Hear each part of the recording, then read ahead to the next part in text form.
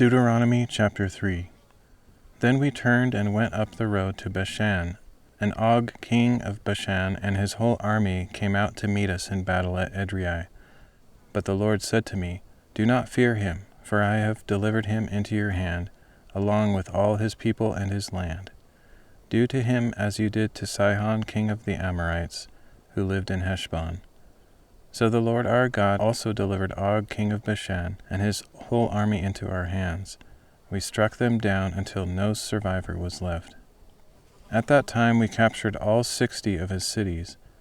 There was not a single city we failed to take, the entire region of Argob, the kingdom of Og and Bashan.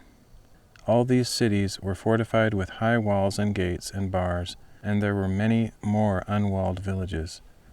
We devoted them to destruction, as we had done to Sihon king of Heshbon, utterly destroying the men, women, and children of every city.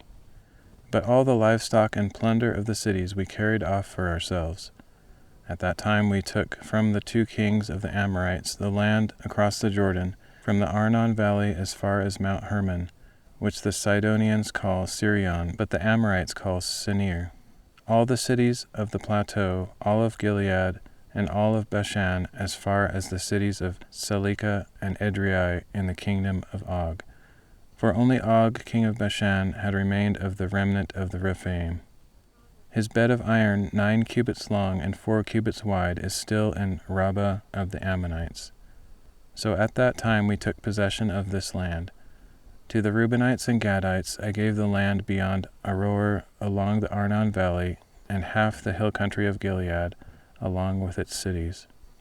To the half-tribe of Manasseh I gave the rest of Gilead and all of Bashan, kingdom of Og.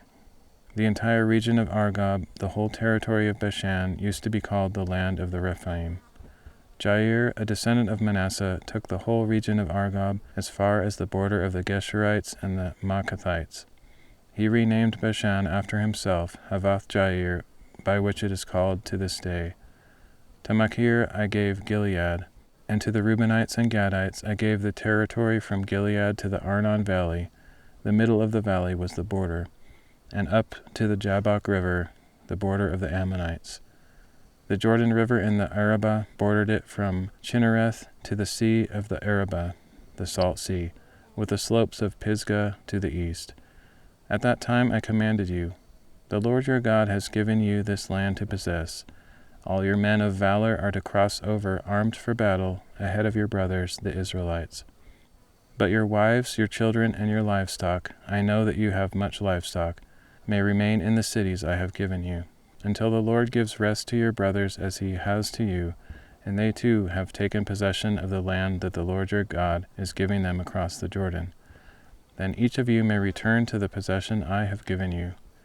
And at that time I commanded Joshua, Your own eyes have seen all that the Lord your God has done to these 2 kings. The Lord will do the same to all the kingdoms you are about to enter. Do not be afraid of them, for the Lord your God himself will fight for you. At that time I also pleaded with the Lord, O Lord God, you have begun to show your greatness and power to your servant. For what God in heaven or on earth can perform such works and mighty acts as yours? Please let me cross over and see the good land beyond the Jordan, that pleasant hill country as well as Lebanon.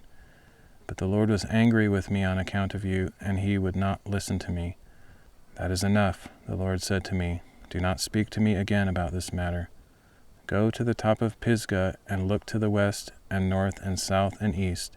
See the land with your own eyes, for you will not cross this Jordan. But commission Joshua, encourage him and strengthen him, for he will cross over ahead of the people and enable them to inherit the land that you will see. So we stayed in the valley opposite Beth Peor.